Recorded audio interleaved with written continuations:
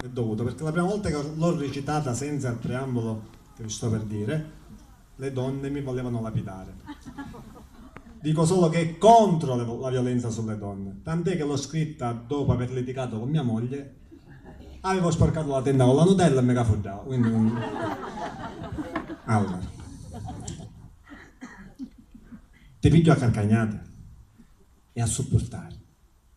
È una necessità, mi piace assai. Poi ti cafoggio pugna quanto mai, ma tu sopporta. Non ti lamentare. Sei femmina purtroppo, tu lo sai. Chi sa la tua natura? Che può fare? Perché questo questo fatto? Martoriare è un passatempo e sono guai se non lo faccio. E pare ma lo segno. Ma sogno certo che ti piace puro, che ti cafoggio forte, all'oscuro. Mi piace. E più cafoggio e più mi insegni. Ma nasce corpa c'è il tuo futuro. Ti faccio male e paghi lo tuo pigno di femmina. Che te ne messo scrigno. Il frutto dell'amore. Te lo giuro.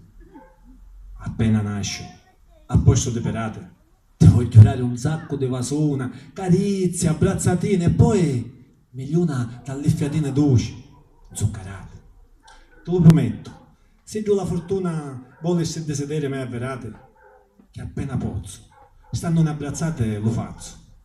Mamma, intanto tu, perdona, se paccamora dentro la tua panza, faccio lo tosto, danno te dormente, ma un nesso vicchiaria. Se tu mi senti, io spero che comprenda l'importanza dell'intenzione mia. Sogno presente, ma so che posso fare di questa stanza.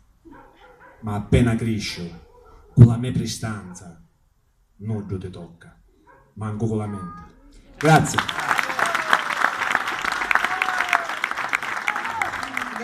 Grazie Giuseppe. È bello.